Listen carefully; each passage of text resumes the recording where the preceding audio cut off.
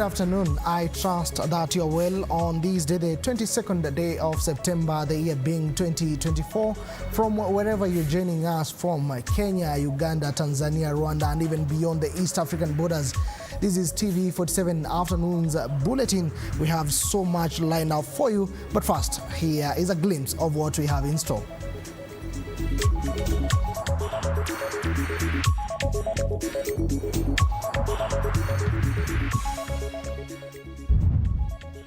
Ruto makes impromptu visit to Haiti to meet Kenyan police spearheading peace mission.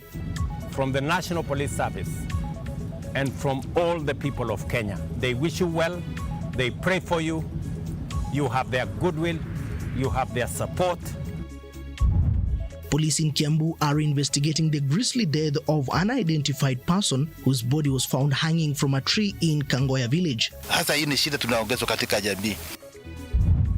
And residents of Isiolo and Garissa counties come together to mark the International Day of Peace, ending years of strife with a powerful joint meeting. Tunataka kuinuliwa kidogo. At least tupate gharama, tupate madawa, tupate magari kutoka serikali ya county na serikali ya national. Once again, good afternoon. My name is Moige William, live from Nairobi, Kenya. Let us bring you up to speed with the latest. We start off in Kiambu County, where police are currently investigating circumstances that led to the brutal death of a man who was allegedly killed somewhere else and his body dumped in Kangoya village, that is here in Kiambu County, where the body was found dangling on a tree with his hands tied with a rope. The area residents decried the increase of insecurity cases in the village, including Dumberi Cemetery, Turitu, Kanunga, Dumberi Town, and Ndengo, that leaves them in fear of their lives. The area security officer, led by the county police commander Michael Mushiri, said that the investigations are underway to establish the motive behind the murder.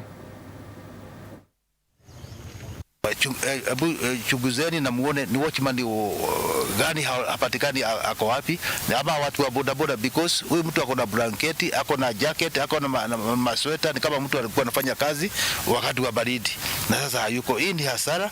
Hii si mpango wa ati ya Mungu alikuwa amepanga hii. Mungu ndio anaitana, lakini kwa hii tunasema sio watu tunasemanga ni Mungu alipeana, ni Mungu ameita. Hapa sio Mungu ameita, ni watu wameitana. Ni watu wamepeleka mtu, wamemtoa uhai. Kwa hivyo tuchunge sana, kwa sababu hakuna mtu anaweza kuwa na uhaibiri. Moja ikienda imeenda kabisa na maneno imekwisha. Kuna watu wanabomoa nyumba ya mawe, anakuja na hii kitu tunaita tarimbo, anabomoa wakiweka tu kasimo kadogo, wanaingiza hiyo tarimbo ndani, wanabomoa mawe, wanaingilia hapo. Akiingia ndani anaenda anafungua milango. Ile kitu iko kwa nyumba, kama mlikuwa mumerara, munaralisha huko kwa nyumba, wanabeba vitu zile wanataka, wanafungua milango wanaenda. Kwa hivyo watu wajichunge sana. Hii area yetu kuna watu wanafanya hiyo kazi. Imekuwa baya sana sababu kuna watu kadhaa wameuliwa hapa, kama watu watatu, wanne, na wengine wanapigwa kila siku, wengine wanadugwa na visu wakienda kazi, wengine wakienda shule. All right, now to other news. President William Ruto has called on the international community to provide the requisite resources to the Kenyan-led multinational security support mission for Haiti. Speaking in Port-au-Prince in Haiti, where he met police officers involved in the mission, the head of state and said the support, which includes personnel, equipment and logistics, will fast-track the realization of the mission's objective of restoring peace and stability in the nation. President Ruto said that the mission under the Force Commander Godfrey Otunge has made tangible progress in the restoration of peace and stability in Haiti. Your exemplary conduct has borne fruit and made our country very proud. Consequently, this mission has attracted praise across the globe, and your force commander has been commended by both the Haitian government and international partners. This is all well deserved, and you should feel proud and encouraged to be and to do even more to restore security and safety for our brothers and sisters to enjoy opportunities and pursue their dreams in peace. To all of you, I say bravo and congratulations. All right, coming back home, leaders from the North Rift region have slammed Interior Cabinet Secretary Kithure Kindiki and Deputy President Rigathi Gachagua over the ongoing supremacy feud. Kachaliba, Member of Parliament Titus Lotet, criticized Kindiki for skipping the International Day of Peace, which was marked in West Pokot County, claiming he is too wrapped up in the Mount Kenya politics to attend vital events. The leaders are now urging the National Cohesion and Integration Commission to rein in, arguing that Gachagua's statements are inflaming tensions and could plunge the country into chaos. Chief County Commissioner, sijapata huyu chief akisema Turkana ni mbaya, Pokot ni mbaya. Lakini as national leaders we have to be, and we are not going to beg for it. We have to demand that as a national leader, you have to behave as a leader. You cannot behave as someone who wants to bungle the country. Mheshimiwa Kindiki tulikuwa tunamtarajia leo hapa. Na kwa niaba ya wale watu, kuna wamama wengi walitengeneza vimbo ya Mheshimiwa Kindiki. Picha imetengenezwa yake ya Mheshimiwa Kindiki. Imeshonwa nguo yake ya Mheshimiwa Kindiki. Watu wengi wamekuja hapa kwa sababu yako waziri. One of your mandate ya ministry ni mambo ya amani. And this is the place that inasemekana haina amani. Na umetuambia mpaka tumekuwa katika orodha kwamba wewe ni mgeni wetu. You have never come. Tutaambia nani mambo ambayo tunayaona hapa? Ambayo tunaendelea kuambia commissioners wetu, ambayo tunaendelea kuambia wale ni actors wa hapa, and we knew today was the day tungekuambia mambo haya. Tutaambia nani? What is this that is important than peace that your ministry is supposed to manage? Mimi, I thought today was the day Mheshimiwa Kindiki angekuja hapa. Amekuja West Pokot only one time, Sarmach, baada ya pressure. Sijui ni makosa gani tulikufanyia Bwana Kindiki kwamba we have to put pressure on you ndio ukuje hapa. Why do you disappoint ladies ambao wamekutengenezea zawadi? Because they know you are their minister. Lakini that does not undermine your mandate of ensuring that one day, only one day, ukuja ututembelee sisi. Elsewhere, hundreds of residents from Isiolo and Garissa counties gathered in Modagashe at the border to celebrate the International Day of Peace. These events marks a significant step after decades of tension between the Borana and the Somali communities. Organized by the regional pastoralist Peace Link, the gathering highlighted the crucial role of dialogue in resolving conflict peacefully.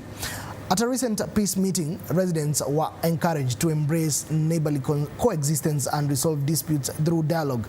Local leaders stressed the need for effective peace policies and innovative solutions. Jamii ya Somali na Waborana tumekubaliana kwamba sisi ni watu moja, sisi ni watu wa dini moja na sisi hatuna tofauti. Today across the world, people are gathering to reflect on peace, most vital foundation of any society. Peace is not merely the absence of conflict, it's the presence of justice, harmony, understanding and equality. Kuna jambo kidogo sana kati yetu na tayari tushafika mawafaka. Tusuluhishe hiyo na tumesuluhisha tayari. Sisi wasichana wavulana tuko salama, lakini shida inatoka wapi? Nyinyi wazee wa Raiko, usalama iko pande yenu. Nyinyi mkitulalisha sisi chini, sisi tutaumia.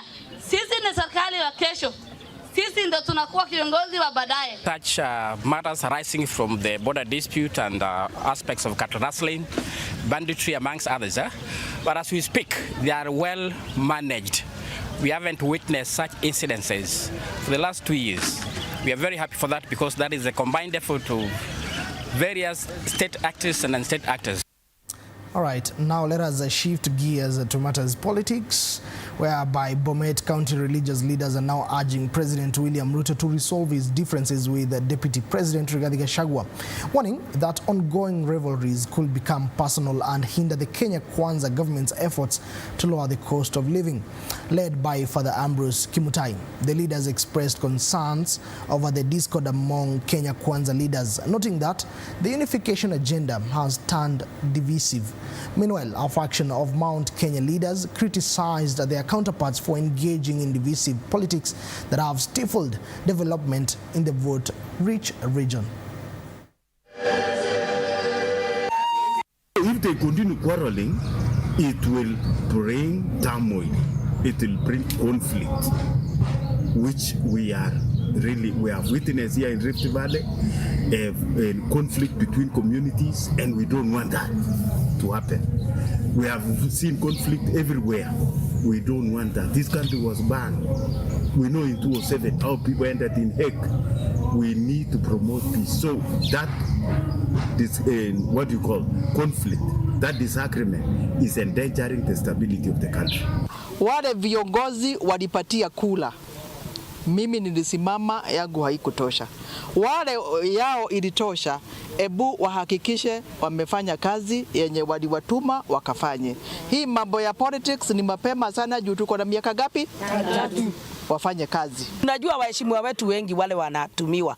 Tunajua mumepewa pesa. Na ni vizuri sana kwa sababu mliacha mmetuambia mukale zile pesa, murudi tena kwa Wakikuyu. Sisi tunawagojea kwa sababu tunajua mnakuja. Tunajua kule kuna kingpin hata nyinyi mnajua ni nani. Kwa sasa ile mgawanyiko mnaona, hiyo tu ni kutisha. Mkikuyu huwa haachi mila zake. Msiseme ati kuna Mkikuyu anapiga huyu ama kuna Mkikuyu anapigwa. Hakuna. Mkikuyu ikifika ni wakati wa hatari, nyumba yote huwa inarudi pamoja. Matters Murima. Now, away from Murima politics and chronicles, in Kwale County, police have launched investigations after seizing 10 bags of marijuana from a house in Mombasa. The drugs, whose street value remains unknown, were found with 2 suspects hiding in a bungalow during a police raid last night. A multi-agency team acted on a tip-off from the public, alerting them that the marijuana was in transit. Confirming the incident, Msambweni Deputy County Commissioner Josphat Mutisia emphasized the government's unwavering commitment to combat drug use. Sasa kile ningependa kueleza wananchi ni kwamba sisi kama vitengo vya usalama tuko mstari wa mbele kupambana na dawa za kulevya na pombe haramu, hasa katika eneo ya Pwani, Msambweni, Kwale. Na si rahisi kupata ile habari ya hao wenye wahusika, kwa sababu changamoto kubwa imekuwa kwa wale ambao wanauzia wananchi hizi madawa. Lakini tunapopata fursa ya intelligence ya wale ambao wanahusika kwa kuuza hii madawa, tunasema ni asante, na tutaendelea kupambana tukishirikiana pamoja sote ili tukapate kuangamiza dawa za kulevya hapa Pwani. Kwa hivyo naomba wananchi waendelee kutupea habari ya wale ambao wanahusika, na sisi kama vitengo vya usalama tuendelea kushirikiana na kufanya operations zenye ziko prompt kunasa ambao wanahusika. Elsewhere, Tana River County government has launched comprehensive strategies to combat gender-based violence and establish support centers for victims. Stakeholders lauded the collaboration between the county government of Tana River and non-governmental organizations, stating that these will provide support services for victims and eliminate such vices. At the same time, they warned about the dangers of cultural practices such as female genital mutilation, FGM, and early marriage, stating their preparedness to eliminate these acts in order to protect the community well-being and future generations. Ukiangalia katika Tana River County kuna cases za FGM, kuna cases za incest, kuna cases za child marriages, kuna cases za defilement ambazo zinafanyika katika vijiji vyetu, na hii policy itaweza ni survivor centered na itaweza ku cater for the survivors of SGBV. Utaona like defilement cases, we have almost 58% of the total number of cases that we see. And age bracket is around watoto at least 10 to 15 years. ndo cases nyingi za defilement, na pia kesi nyingine zaidi imekuwa ni donda sugu, ni mimba za utotoni ama teen pregnancies. Ya kwamba tusipochukua hatua tutani ya kwamba tutakuwa tuna siku zijazo, vizazi zijazo vitaathirika na hatutakuwa na mwelekeo. Kwa hivyo ndio sababu ya kwamba tumeweka kama wizara kipao mbele kwa kwamba tumeweza kuleta washikadau tofauti katika hii kikao ili kuweza kutengeneza sera hiyo ambayo sera hiyo itasaidia wale ambao waathiriwa wa dhulma za kijinsia waweze kujua haki zao na pia haki iweze kutendeka. And the government has been urged to embrace and support youth talents in Kenya, even by attending the events and action that will motivate them and help them develop and explore the talents. Speaking at the unveiling and analysis performance of Elected Leaders Awards in Mukuru kwa Ruben, led by Chief Executive Officer Jamhuri Kenyatta Initiative, that is Bernard Simanto, the leaders urged the government to reduce politics and focus on actual ways to help the youth in the country. They also urged MCSK and Kenya Film Classification Board to come with modalities and create awareness to ensure that talents are paying to artists than the way it is now. Kwa sababu sisi wenyewe, someone can come aseme kwamba anataka kuongeza tax but ajui zile challenge zenye content creator anapitia ndio aweze kupata ile news. So venye umesema platforms mingi but challenges ndio mingi, but hatuna venye tunaweza address kwa wale leaders ambao tuko nao. I think it's something unique ambao like people from abroad, like across the East Africa, they need to know that kwamba big minds ziko kwenye slums. So I feel kwamba Mungu kama ile kitu anafaa kufanya, tunamwaminia kwa kazi yenye amefanya na pia ameweka kwa ministries zingine tumeona akiperform. I believe kwamba anaweza, but tunamrequest kwamba engage all departments kwa sababu creative iko wide. We need the government to come in. They should come and see what we have, come and see what we can do, so that as we'll be having our winners, wasikuwe tu winners hapa kwa Jamhuri Kenya Youth Initiative, but they be recognized by the government in this manner. For example, if the government is having, the government can form events that can entail them and bring them together. For example, we have Miss Heritage, we have Miss Universe, and by the end of the year we'll be having also Mr. and Miss Jamhuri Youth Kenya Initiative. Why can't we bring kind of a structure that will bring all these youths together with different talents from different communities so that they can also be empowered? Sasa wasikue tu ati wambeba tu title lakini hawafanyi nao chochote. Because you'll get the youth population is more than any other population in Kenya. Now, if you don't take care of the youth, you don't take care of Kenya. That's what I believe. Now, if you don't take care of us, things never work out. And the Bungoma County government, in collaboration with the Rural Electrification and Renewable Energy Corporation, REREC, has officially launched the Bumula Energy Central Rural Electrification Project, aiming to connect over 5,000 households. The project kicked off with a symbolic pole installation in Lunakwe village, led by the Energy and Petroleum Cabinet Secretary Opiyo Wandayi, who praised the partnership. Governor Kenneth Lusaka echoed these sentiments, hailing the project as a transformative development for the local communities. The Bumula Energy Center is going to be the 17th energy center in the country. And this is a very, very big achievement for the people of Bungoma County. This project at the initial stages is going to cost us 60 million Kenya shillings. But I must also hasten to add that this center is going to be a platform, a forum for showcasing all aspects of renewable energy. In the entire Bumula constituency, we have got a budget of 260 million Kenya shillings for rural electrification. And it's going to cover about 9 or 10 projects, the biggest actually in the county. Bearing in mind that in the whole county we have got 600 million Kenya shillings. Bungoma County.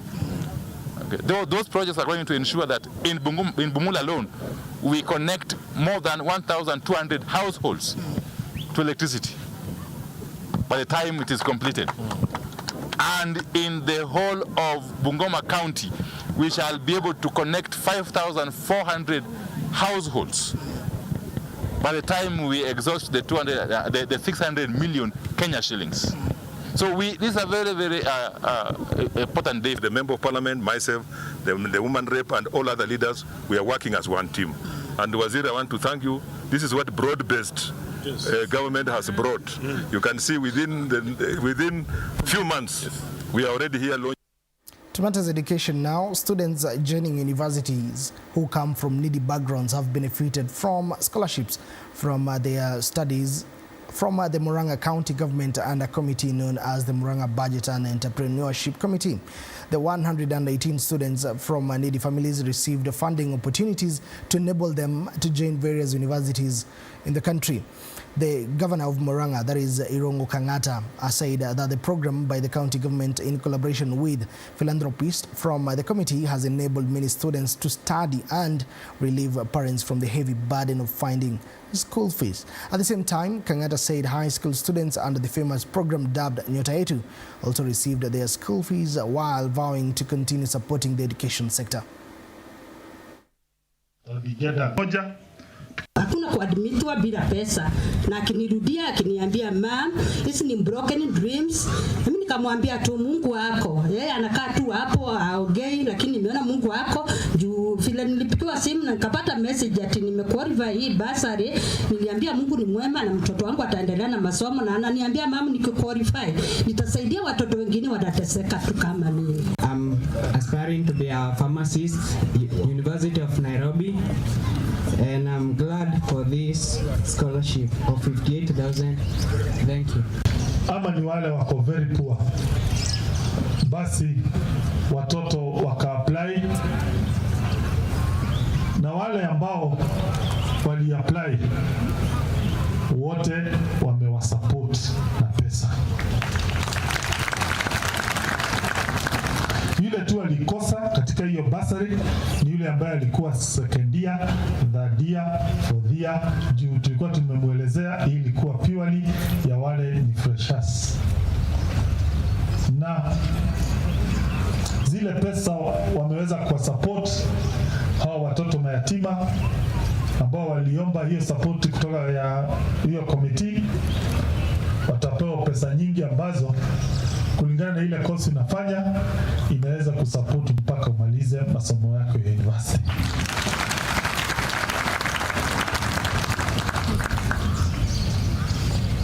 Kumbuka kuwa yatima ni kitu ambacho kinaguza kila mtu. Kuachwa na mzazi, kuwa na ulemavu ni kitu kizito. All right, and away from that, residents of Dagoretti, Motoine area have benefited from a free medical checkups and eye clinic courtesy of Wakili Steve, as they also got free consultation services on their cases in court. Residents got free eye checkups and getting free eyeglasses and advice on their eye issues. Steve promised to stand in for them in their land dispute cases that are rampant in the area to ease their burden of legal fees. This is one of the give backs to the community initiative by Steve, who has served 4 years as a lawyer now. Kwa majina yangu naitwa John Mwangi ama Baba Tiffany. Mimi ndiye chairman huku Motoine. Siku ya leo tuko na furaha, tumekuja hapa. Bwana wakili ametualika. Alikuwa na mawazo mazuri dhidi ya watu wa Dagoretti. Akakuja akanipa haya mawazo, akaniambia nataka kuwafanyia eye check up. Kwa hivyo siku ya leo tumeona idadi imejitokeza, idadi ya watu wengi, na tumefurahia hiyo kitendo. Tunasema wakili amejaribu sana, Mungu ambariki. Na iwapo pia uko na shida na haukuweza kufika siku ya leo hapa, kesho pia tupo. Tumekuja hapa initiative ya wakili Steven, na Tana utilikuwa mzuri, watu wamejitolea kukuja. Leo tumehudumu watu ka 1000 na pia itaendelea mpaka kesho. Na kila mtu tunamuinvite huku akuje. Lenses ziko, tunaangalia wote wenye wagonjwa macho, tunafanya check up.